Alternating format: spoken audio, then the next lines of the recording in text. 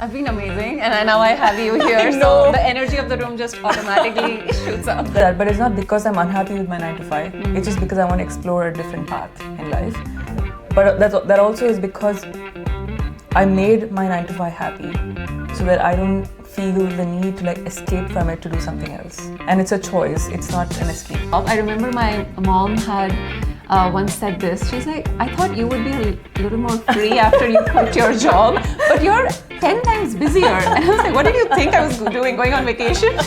Hi everyone, welcome to the Early Career Podcast. This is your host and friend Priyanka Mahakali, and I'm back yet again with another guest.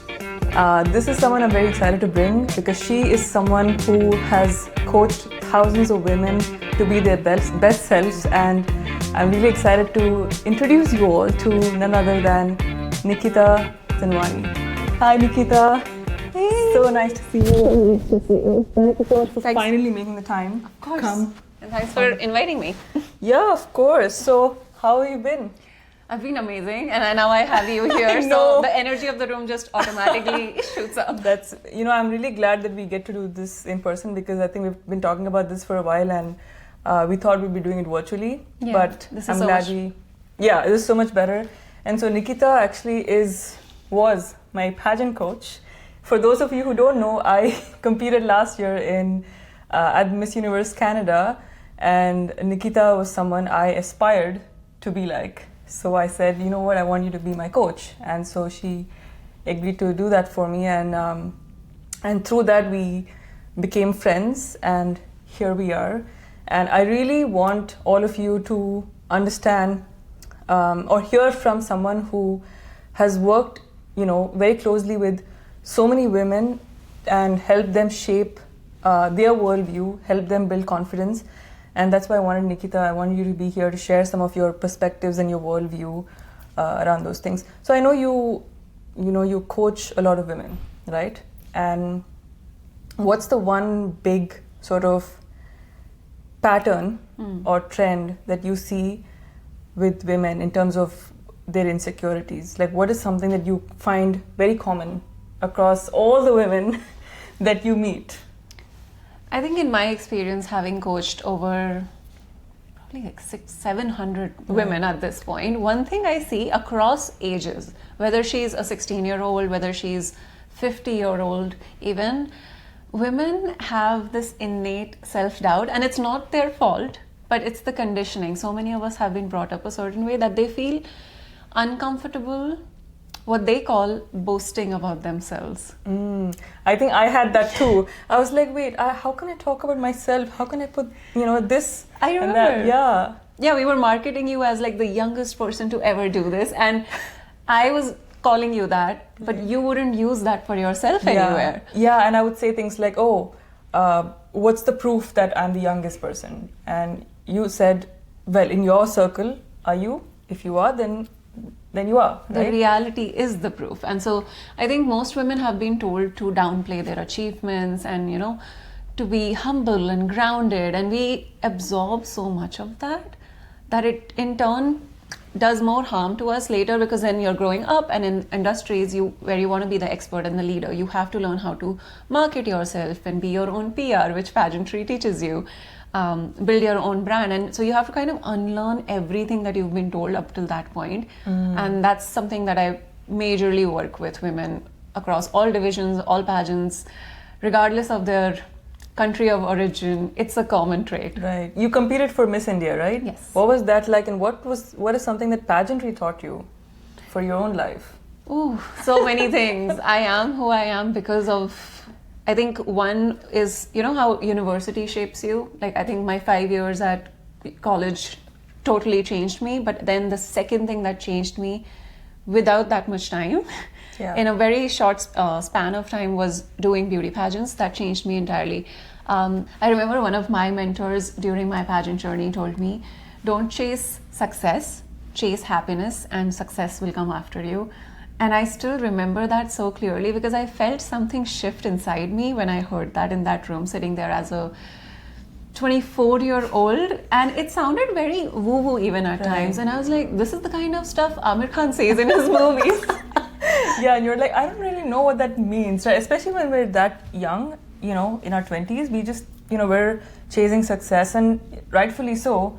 But it's also important, as you're saying, to balance it with happiness, right? Thinking through happiness as one of the integral components. Yeah, I think it made me start questioning, how do I want to live my life and get off the bandwagon rat race that I was in. And I don't think until that point I had really thought about what does success mean for me, because success was defined for so many of us by somebody else, and we were just like, okay, so this is what we got to do. I just got goosebumps when you said that. The success was defined, by society. And I think for women, we subconsciously believe that, even though we all look like we're in quotes and we're, all confident, inside somewhere we feel like we have to prove it or earn it, or, we have to deserve it, right?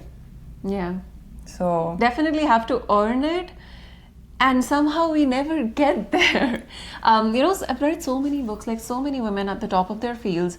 Sheryl Sandberg in her book Lean In, even Indra Nooyi in her memoir. Yeah. Both these women are at the top of the MNCs that they lead. They both talked about this. They felt like they needed a mentor, they needed someone to guide them. And women tend to, if there is a job per se, and someone asks are you qualified enough? Women will not raise their hand even if they are overqualified, and men will raise their hand even if they're underqualified. Oh my God, how many times, because I go through so many people's resumes and ask them to apply to certain jobs, and they'll look at the job description and be like, oh, this doesn't fit me. And I'm like, can you tell me how? And they'll read 5 bullet points. They'll say, oh, the first 5 I have, but I don't have the 6th one. And I'm like, so that means you have 90% of what the job description is. So why don't you apply? But men, on the other hand, even if they have 20%, they'll be like, you know what, let's just apply and see what happens, And so I feel like, and that's, people talk about, the sort of the recruiting pool, right? And how sometimes we need to make explicit provisions for women in the pipeline for recruiting, because otherwise women won't apply. And that one of the big reasons for that is because women, as you said, will fundamentally downplay their own skills to the point where they won't even apply. So let alone even having a reservation, who's going to fill the reservation if you don't, right, empower women to apply for it? So there's a huge gap, unspoken gap. Yeah. I think one of the recent things that I've adopted as a motto is, whenever I'm questioning myself, I ask myself, what would Mike do? And Mike is just a generic white man. Oh my God. But what would Mike do has changed the way my brain works. Interesting. And you realize, you can be so audacious in life if you only thought like a white man. Right. And right. It really works. I walked into rooms and realized that I am overqualified for this thing, which I thought I was underqualified for. Yeah. Get the offer and then reject the offer myself. Yep. Oh, we got to raise our standards. Absolutely. And you know what I think, especially for those in your early careers, right? You might think that you're not qualified enough. Maybe you're in an associate role, you're in a junior role, just because you have a junior title associated to your job description or your title. You kind of embody that, or we tend to embody that, and we then tend to think, oh, so I should just be less, or I shouldn't lead, I should just support, And it took me a long time to even say the word lead. I think I told you this when we spoke, when you were coaching me for the pageant. Because for pageantry, you have to explicitly be in the mindset of leading and not just supporting. And so, I think one of the big messages of the podcast is that you need to be able to learn to lead before your title ever asks you to explicitly lead. This is exactly what I talked about in my speech, which I gave at the Pageant Expo earlier this year. Oh yeah, how was that? This was a great opportunity, being invited as one of the 3 experts from the US to the UK. Very, very flattered and honored to be given that.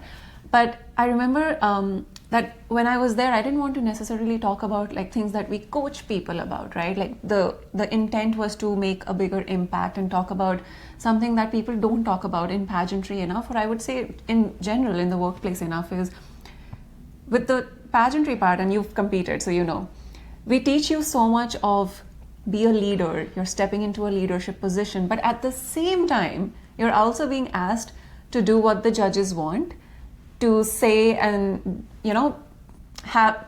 Yeah, comply in a certain with way. Like what the organization wants. And so how do you really tackle and navigate leadership within an organization? Within a system. Within a system. Yeah. And that's what my speech was about. And you know, how do you not care about, because the most common question that women walk into most rooms with is, do I lead or do I get to be liked? Yep, absolutely. Like, do you want to be liked or do you want to be or respected, right? And sometimes respect means that you may not necessarily be liked. So can you even imagine? Like, that's the tough part of leadership. Yeah, absolutely. So switching gears a little bit, I know you've been a creator yourself for a really long time, along with being a pageant coach, right? There's also themes I've seen around people wanting to, or people who are self-employed, who are content creators, who sometimes talk about how the 9 to 5, or kind of downgrade the 9 to 5 structure, right? By saying, oh, don't do this because this is better. And I tend to believe that both have their sort of places, right? What do you think, being a content creator yourself, what do you think about the 9 to 5 versus the content creation? And just what's your general opinion on it? I feel like I'm going to have to admit. Yeah.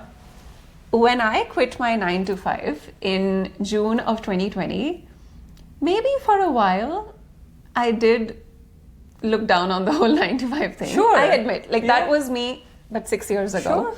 Sure. Because I had found this newfound freedom, and I was like, because so many people I was speaking to were unhappy with their 9 to 5. And it's not about what profession you have, it's about, are you at peace with the decisions and choices that you've made for your own life? That is really important.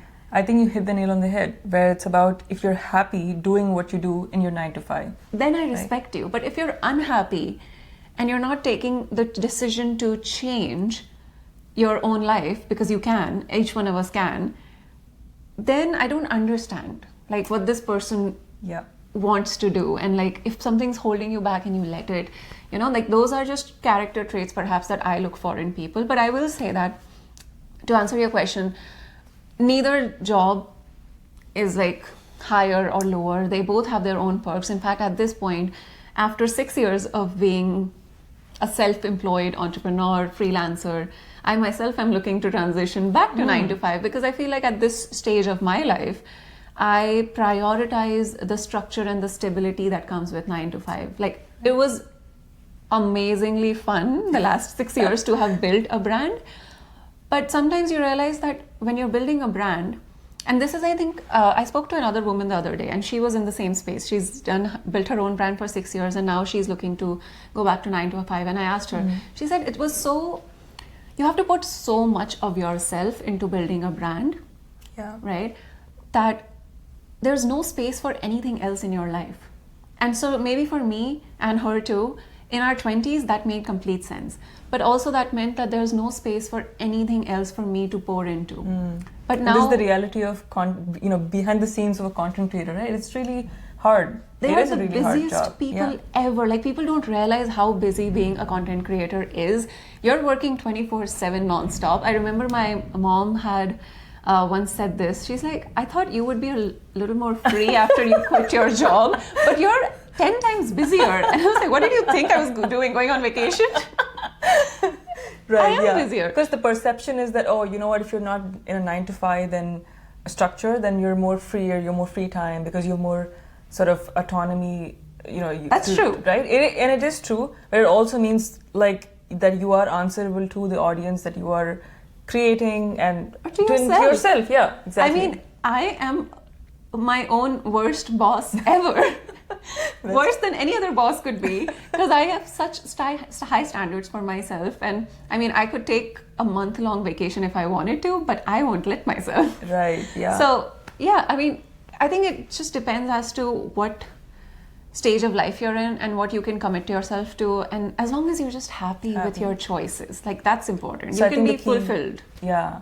No, I think that's a great point, and that's exactly why I brought up this topic, is because you don't hear this often from content creators, because they're always mostly talking about how 9 to 5 is bad. And I myself want to be an entrepreneur, so don't get me wrong, like I also want to do that, but it's not because I'm unhappy with my 9 to 5. It's just because I want to explore a different path in life. But that also is because my 9 to 5, I made my 9 to 5 happy, so that I don't feel the need to like escape from it to do something else, right? And it's a choice, it's not an escape. Yeah. Right? So that's great. Thanks for the refreshing perspective, though, because I think this is something I want the world to hear. And the fact that in any context, whether it's 9 to 5, whether it's self-employed, whether you're a content creator, whatever role you're in, being happy and finding your happiness is very important, because I feel like if you're not happy, you're going to bring that to work as well, and you're going to be either a bad manager, you're going to be a bad employee, you're going to be a bad peer, friend, all of those things, right? And it's not a good place to be in. So I guess, speaking about switching gears a little bit more, another trend I've observed is people always come to me saying, hey, you told me to network with these people, and I tried networking with these people, but I didn't get anything out of it. I asked them to get me a job, and then nothing came out of it. So I sometimes struggle as a mentor to help people understand how networking works and what you need to give first to get something, right? And I think in pageantry as well, like one of the key aspects that people don't understand or know enough is that before you even get on that stage on the final day, you're actually you're actually supposed to build a community with impact and intent and impact. And in order to build that community, you need to know how to build relationships with people. Absolutely. Right? And so I just wanted your perspective on how should people view networking, and how will they derive real value from networking, in the real world. I'm glad you brought that up, because I think that's one of the things that exiting a 9 to 5 and going out there in the world on your own is going to teach you, because you no longer get opportunities handed to you. There's no structure, there's no application to fill out. You're just on your own, and you got to figure that out. And so, like, as a self-employed creator, every single thing, every single project that you get is because of a relationship that you build. And I don't even like the word networking, although like some people say, your network is your net worth, or the other way around. Yeah. One of the most important lessons I learned really early on, and I will give credit to Dale Carnegie, the author of How to Win Friends and Influence People, and I think it's like a Bible, like you should read it every couple of years, was that don't walk into a room looking for how can I benefit from this person and what can I get out of them. In fact, even in pageants, I remember I was training this client for Miss Universe India, and she was really, really smart, okay? I feel like my clients, it's not so much about winning the title, it's about the person you become in the coaching program. Absolutely. And you've experienced Absolutely. that. And she came to me a couple of months before her national pageant, and she didn't want to train with me. She's amazing at her walk, at her communication. She told me that I am aware of my weakness, that I'm not good at networking.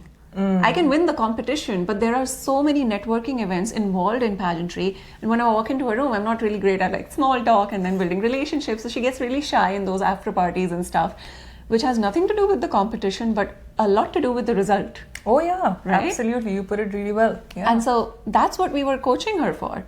And I would tell her, like, today you're going to go there and come back and tell me 3 things that you learned from 3 people in that room. Now, you're not trying to impress them, you're not trying to get something from them immediately, but just go and try to learn something from their life story. And this is something Dale Carnegie talks about, like, take a genuine interest in people's lives. Yep. Like, these are human beings, they're married, they have kids, ask about their hobbies, ask about their children when you meet them next, about their partners and graduation, and like everyone has so many personal events going on. And also take the time to like remember certain things, because like I feel like the memory, what you choose to remember, is also like sort of in some way a currency, because people love that you remembered something about them. People love that, right? Yeah. And this is the art of making people feel valued. And we're not always naturally good at it. Yeah. I admit, like I'm really bad at remembering faces. So I'm bad at remembering names. I'm just like, hi, yeah, I met. It's more embarrassing because I forget the face and the person's in front of me, and I'm like, I don't even remember this face anymore. And so, I mean, you study. I remember like during my pageant days, I would like look over the pictures of all the staff every night because I would forget who, like what designation they have, right? And you want to remember the face and the designation. Or in terms of like, I remember when I went to a really big event earlier this year and I was meeting a lot of people and I wanted to make sure I come back and like, you know, drop them messages and emails and all of that. I was making notes on my phone throughout the event, like writing the name of the person, who they were and what I want to tell them, and like just taking brief notes about the conversation. Yeah. And that was my homework because I know I'm going to forget. See, and this is the level of effort. Thank you. You know, I'm glad it's not just me, you know, beating the drum. Like this is the level of effort it takes. You know, I also have like, you know, like literally like a graph of people that I know from, that I want to keep connected with or stay connected with at different levels and from different companies. And then like I even have, when I need to meet with them next, do I have a recurring meeting with them on the calendar? You know, if I don't have one, I need to reach out to them. And sometimes they will not reach back to you because they're just busy, right? That's when you shouldn't have the ego saying, oh, I'm not going to reach back now again, right? Like I think it's okay to, I call it like polite bothering, you know, like it's okay to bother someone, you know, 2-3 times. And then beyond that, maybe that's a sign. But I think like being very intentional, whatever your method is to the madness, right? And as you said, your method is, you know, I study people, I, you know, go through their, you know, profiles and understand what they like, what they're like, and all those things. I think that's really important. Like, and, you know, for me, I feel like half my brain is work, like technology and all those things that I do. But literally 50% is just remembering people's things or finding, or I'm like, you know, for example, the other day, I met someone online. This is a work colleague, and we're talking for the first time about some work-related thing.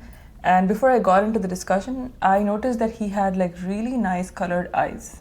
Okay, and I was just like, hey, you know what? I really like your eye color. It's very different and, you know, sparkly. And he was like, oh, really? Thank you. That, you know, that made my day. And I was like, yeah. And then I also told him that, you know, for Indians, that's a very rare thing to have like a colored eye, right? Yeah. So then he started looking it up on the laptop. He was like, oh, let's see what percentage. I'm curious now. And then it showed something like 0.001. He's like, oh, I feel so rare and unique.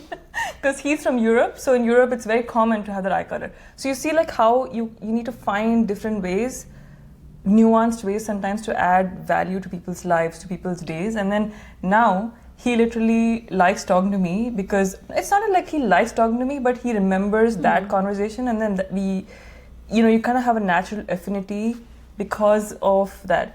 So like you need to create, and this is again like this the psychology of creating value, right? I am so glad. Like, one, be super generous with handing out compliments. I feel like so many people don't, and that's you can give me a compliment anytime you want, Nikita. I gave you one when you walked in the door today. I know, I really appreciated that. But also, I think that's how you build like non-transactional relationships. I think even for us, see, I don't become friends with every single person I've coached. But you and I built that friendship because I think we both approached the relationship in a non-transactional way. Yeah. And that's what I love. Like, when I do become friends with someone I'm coaching, like it's not because they were a good student. You were one of my favorite students. Thank you, I appreciate it. And you were one of my favorite coach, even though you were only... only one. I'll take that. I'll tell you what. You know what? That was my 4th pageant, and I didn't get a coach until that 4th pageant.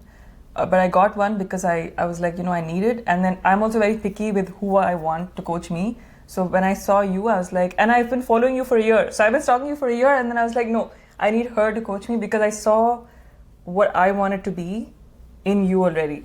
So that's how I pick my coaches. Do I want their life? Do I want to be like them 10 years down the line? And this is a hack I've learned for people who feel like I struggle with maintaining relationships. It has helped me immensely. I only started doing this like probably less than a year ago. I learned this from someone talking in an interview online, actually. I'll be transparent. What I've done is, So you kind of can categorize people in your life. You can have like your inner circle, closest friends, right? Then you would have acquaintances that you would want to be in touch with, because so that the next time you reach out for help, it doesn't feel weird, because and it doesn't feel like you're only reaching out to them for help, because that's the problem. You feel guilty about it because you didn't take the effort to maintain the relationship for any other reason, right? So let's just solve that problem. I have like purple hearts next to the contacts in your phone. I love it. Next to the contacts in your phone, you can put like an emoji or a heart, anything which is symbolic of where this person is in your life, which is like inner circle or like zone 2, zone 3, whatever. And for inner circle, I make sure that my purple hearts should not be going down my chat list, which means that I haven't checked in on them in over a week. So like at least once a week, I check in with all my friends, no matter where they are. So the purple hearts need to be somewhere on the top. Then the yellow hearts are probably like the second level of people who can probably do like once a month or twice a month. And then on. So because I have like color coded my contacts like that, it makes it really easy. As soon as I see like a purple heart went down, I'm like, oh no, I gotta maintain this. So I hope to get to that purple heart someday. But you know, I keep moving people also. That also is a thing. No, sometimes you change them from purple to yellow and back and forth. No, the key message here, which I love the hearts, and I love the fact that you've taken the intention to find what method works for you, right?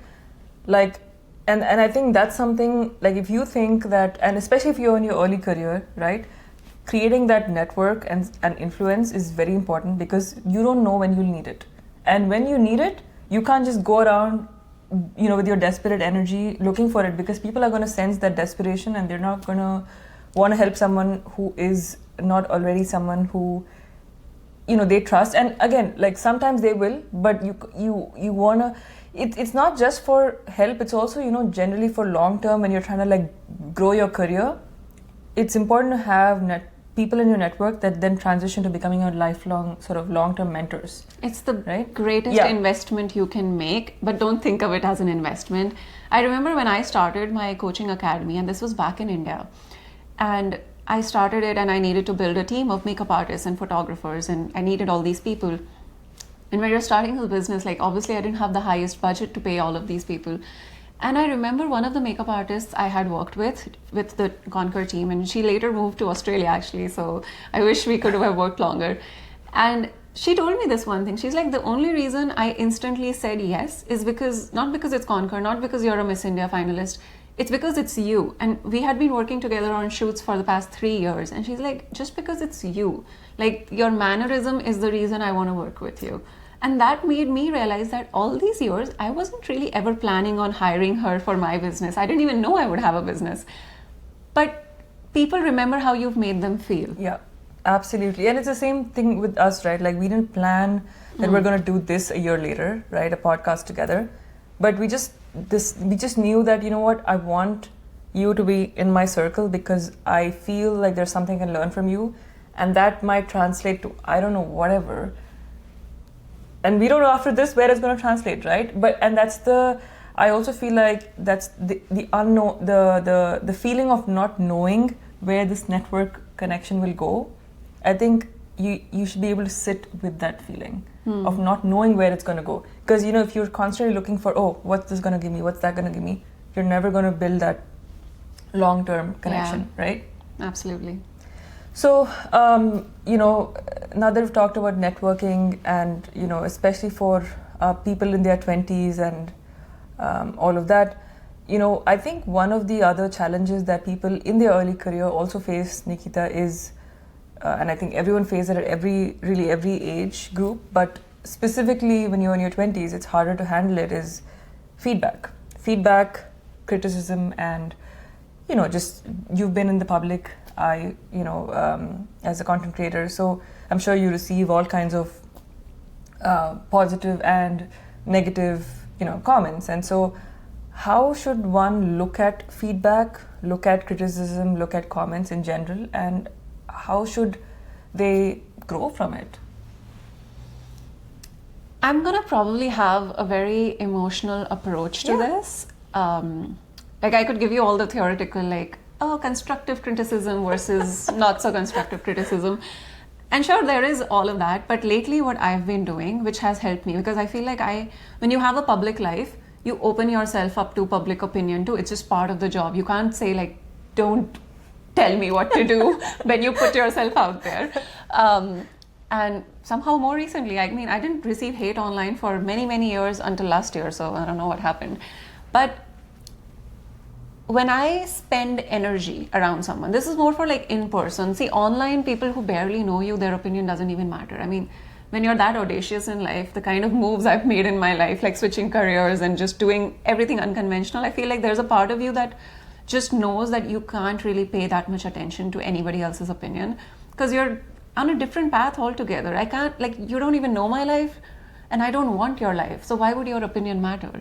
That's one. But sometimes there are really close people to you, like some of my mentors and people who I really respect and admire. They're also giving you feedback, which you have to decide, do I take it or leave it? Sometimes you have to ignore feedback, even that is coming from people that you really respect, because maybe that they were great people for that chapter of your life, but that doesn't mean you need to listen to them all the time. Yeah. And so in that case, I categorize people into two types, which is either you feel like you've been energetically recharged after meeting them, or you feel energetically drained. And that comes from really owning into your own intuition and like, how does it make you feel in your body? We are all emotional creatures. So when I get feedback, which sounds like on paper it makes sense, I do sit with it. I think like sitting with feelings is a big thing to do here. Don't ever react instantly.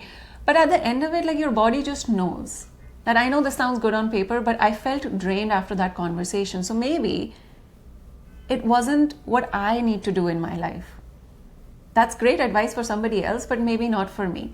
And so I'll think of it very energetically. And for that, I take time. I don't like think, how does it, we all know how we feel in that moment, but we still want to make the right choices. Absolutely. So 2 weeks is my ideal time to sit on things. And I've always realized that once you sit on something for 2 weeks, whatever decision and choice you make after that is just the right one.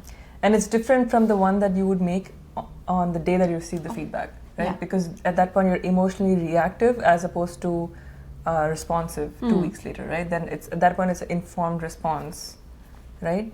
And yeah, I think with feedback, you know, one of the things that you mentioned, which I think is spot on, is knowing what feedback to take from whom, when, and why are you taking this feedback.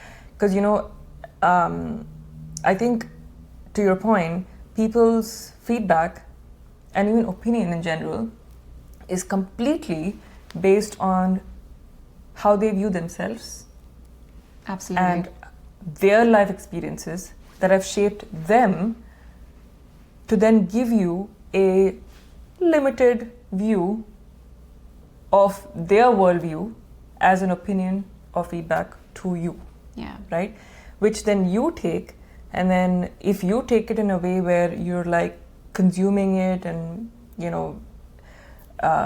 completely feeling devastated from it, then you are basically borrowing someone else's lived experience and shaping yours according to that and not according to your own view of your experience. So I think owning your feelings, and this I think comes back to your very first point in the podcast was about happiness, right? I think finding how you feel inside when you do certain things, when you talk to certain people.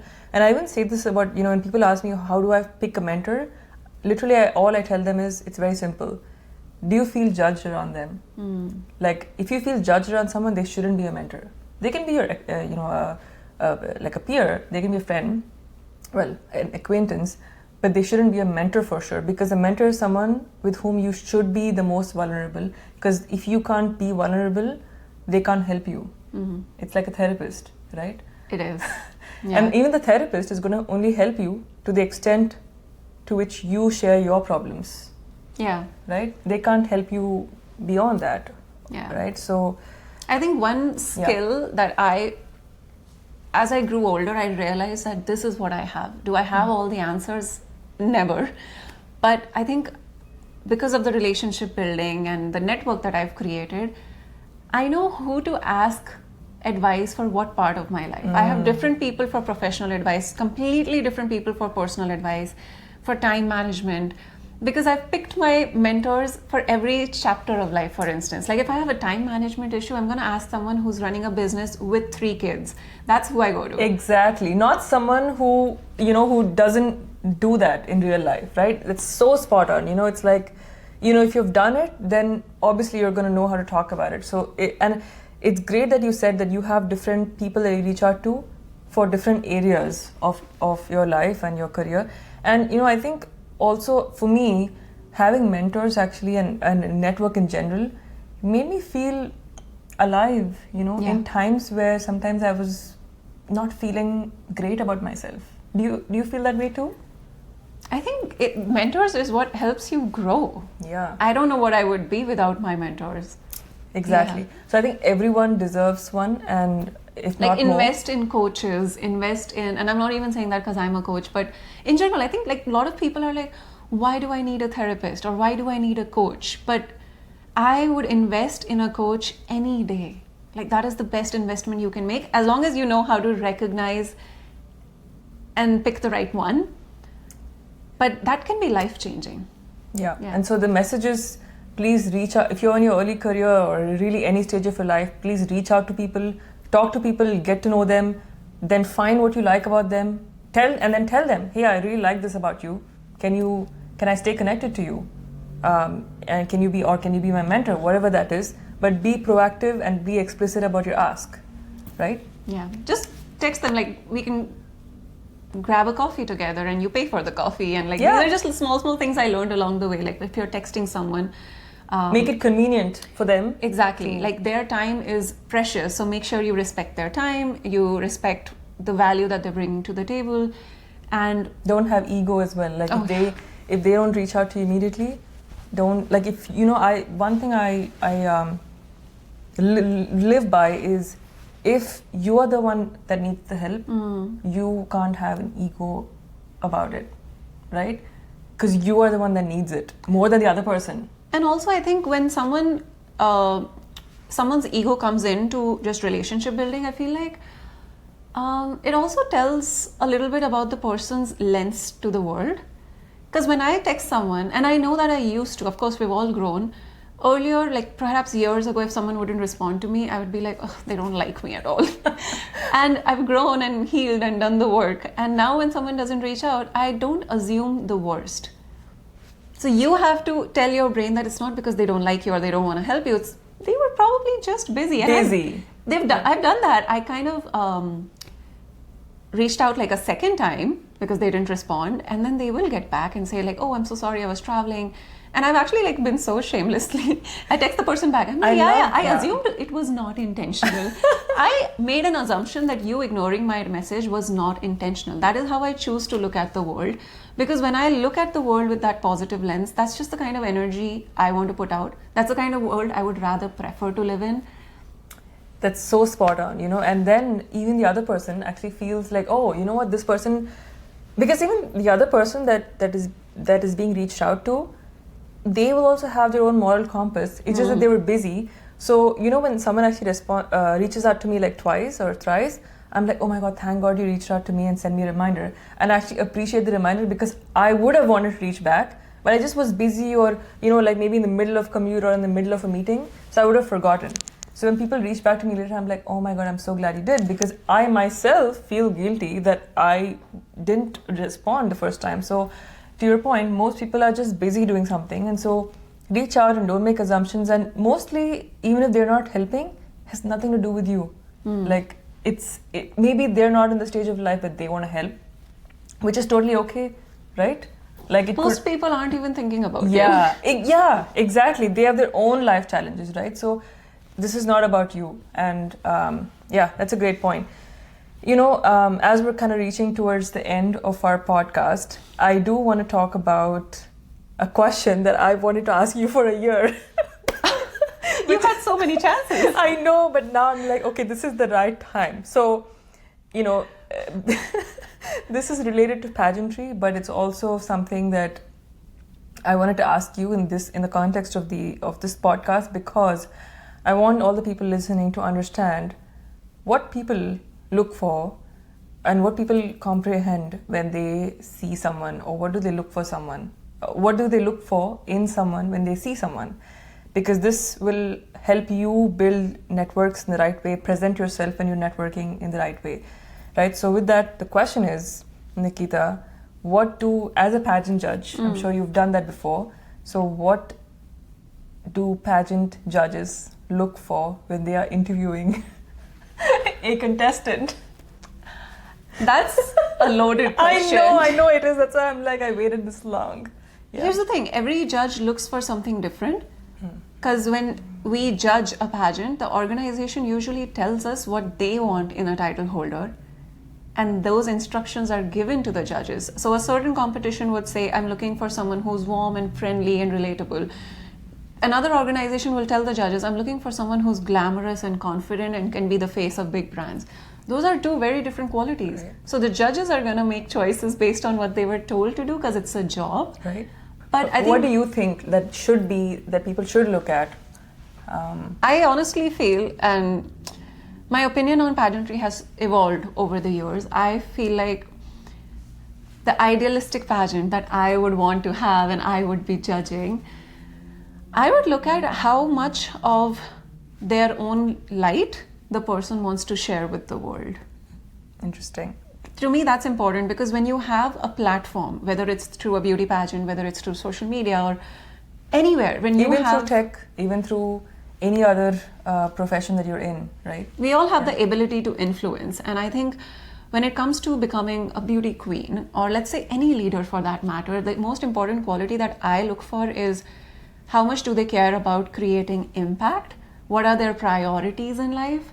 I remember someone once asked me, like, you can really, it was a good interview question that this person used to ask whoever they hired was, if you had to tell us the sequence of, the priority sequence of legacy, fame, money, and there was one more. Basically along these lines, like how someone categorizes those things, and fame and legacy are also really two different things. And looking at someone's priorities, because so many people in the tech world, and this is just my observation of certain people I've seen, like, the priority is always make a lot of money and then build impact. I'm of the personal opinion that you can create impact at every level. You don't have to become a billionaire to start making impact. Exactly. Spot on. That's spot on, And that's exactly, something that, I didn't know this when I was in my 20s, but I knew that I didn't want to be defined by being young or being an associate, solutions architect, for example. And, and I wanted to be, literally, I would say I wanted to be Jeff Bezos, And so people would laugh like, oh, that's funny. I'm like, no, I'm serious. But audacious, yes. Yeah, but point being, there's no limit to aspiration as long as it's grounded in your effort to getting there, right? I love that line. I don't even know what I said, but there's no limit to aspiration as long as it's grounded in effort. Effort and impact. Impact, yes. Yeah, exactly. I love that. Yeah, I think that's what I would look for. And someone who's really confident with who they are, because you can smell insecurity from miles away. That, yeah, that's another thing that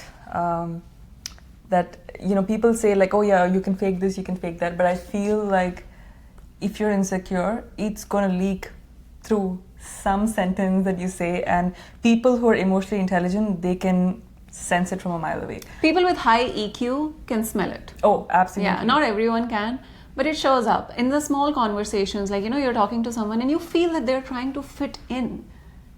Instead of stand out. Instead of stand out, or maybe just be okay with not being the same. Right? Like, stand out also, because sometimes that's also weird. Like, that's true. Some people try a little too hard to stand out. Yeah, I see what you're saying. There's a fine line. Yeah. But just be okay with who you are. You don't have to, let's say this person is trying to network, right? And you're trying to impress this other person. So you're trying to be like them. That is insecurity. That's true. That's a really good point. Yeah. And so basically being truly yourself without explicitly trying to like be somebody else, right? Yeah, right. And I think also if you're an insecure person, like to your point, either you'll want to be more or you'll want to like push somebody else so that you can kind of like be seen as there's better. a power play Yeah, power happening, play. and Yep. people can tell that there's a power play, and that's just very off-putting. Absolutely, that's a really good point. So with that, since we talked a lot about networking, and a lot of this episode was centered around building those relationships for long-lasting career impact, right? One of the things we also talked about is how do you add value to other people's lives. So we're going to do this right here because people have often told me, I don't know how to tell someone something good about them, right? And I'm like, just go tell them. And they're like, oh, that might be weird. So we're going to do it right now. Okay. I do this actually with my friends all the time, but I decided to bring that on the podcast, and you're going to be my first person that I'm going to do it with. Okay. Don't be. I'm honored. It's a fun segment. So this is an opportunity for each of us to tell each other something good that we appreciate about each other. So I'll go first. Okay. So you know what, Nikita, I really appreciate your friendship, and one of the things that I really like about you and that I try to learn from you, and I'm actually very inspired by you, is that you are actually not afraid of feeling things. And that makes you a risk taker. Because a person who is afraid of feeling their feelings can never take a risk. And if you don't take a risk in life, then you can never explore the unknown. Yeah. And you don't know what the unknown is.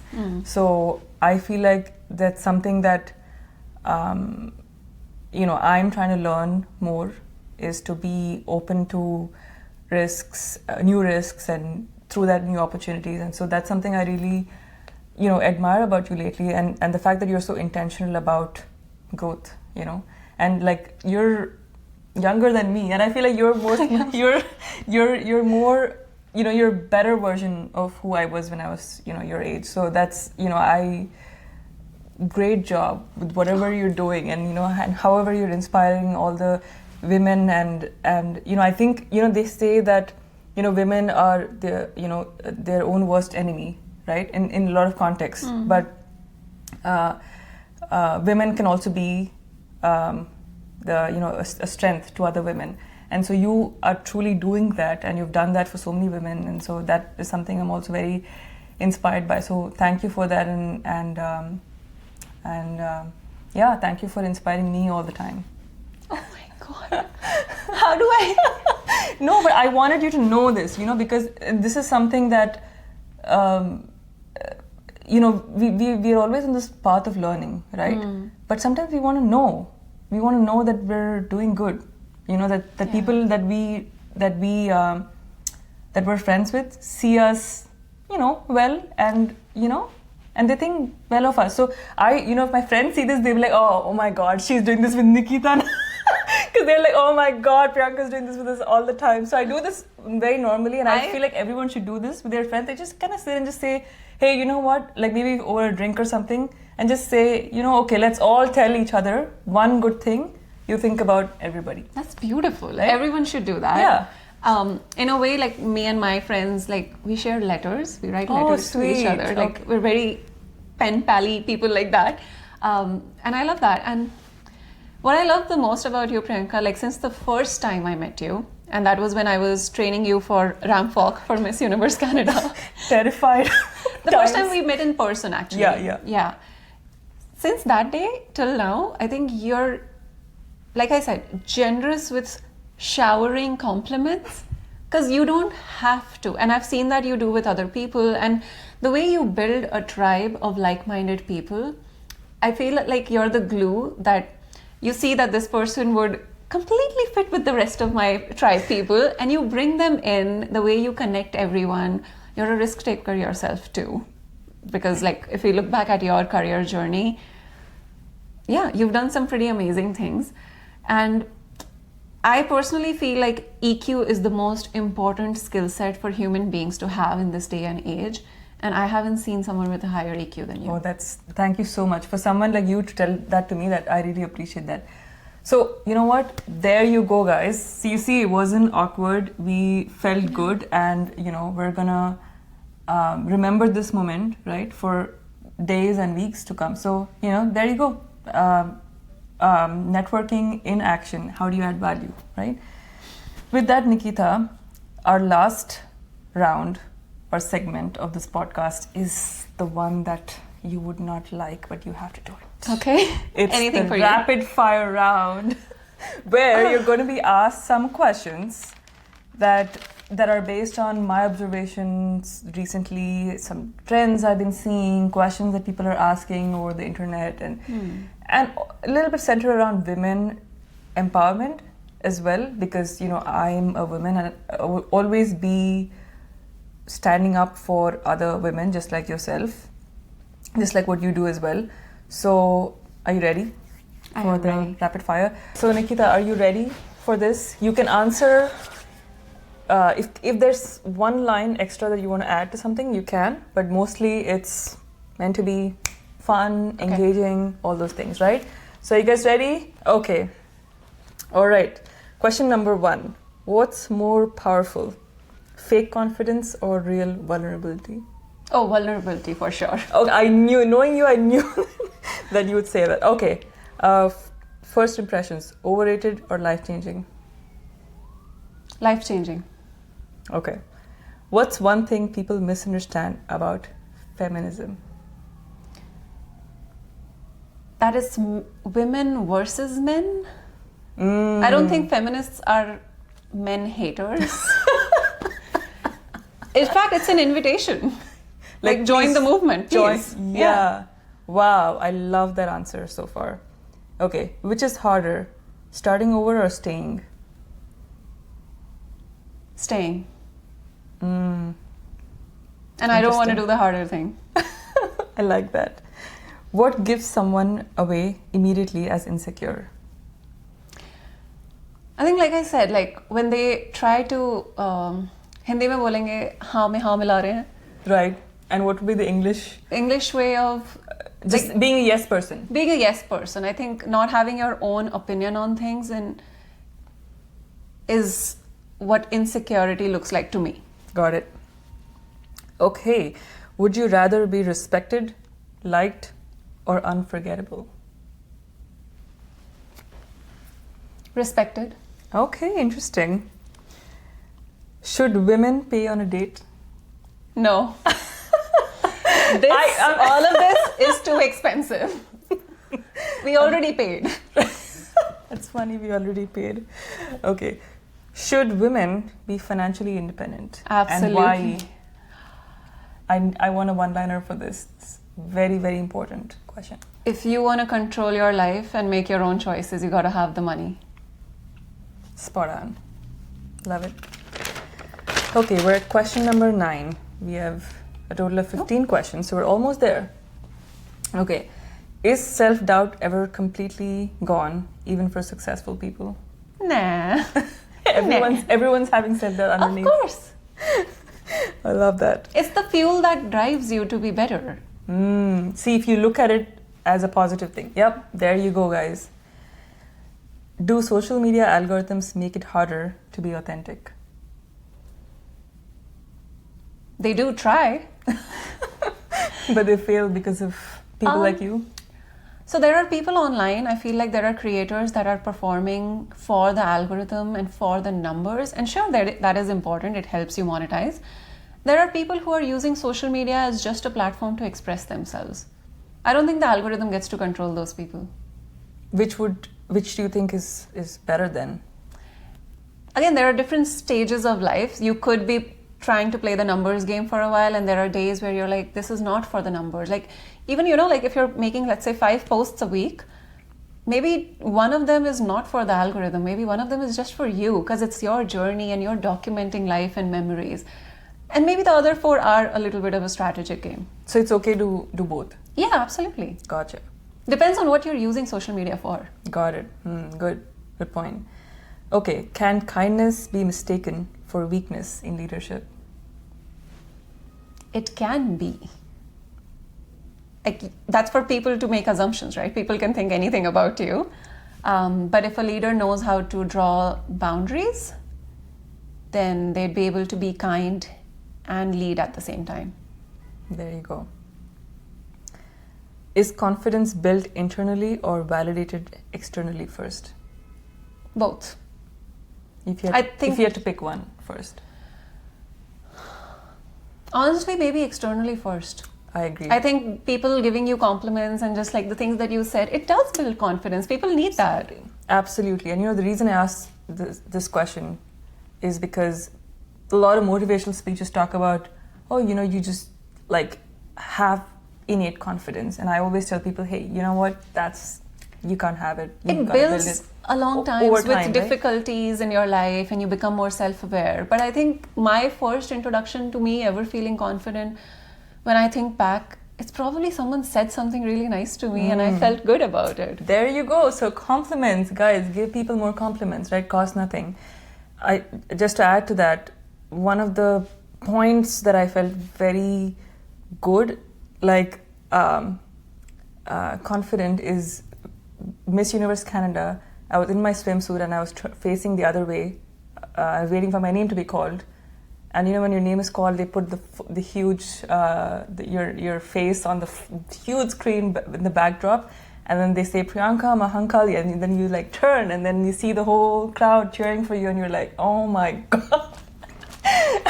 Like it was terrifying, but empowering at the same time. Yeah. I was like, wow, I'm taking all this space, right? I just want to insert this thing randomly here, okay? Because you said the word empowerment. Last night, I read something. This woman, she celebrates her empowerment anniversary.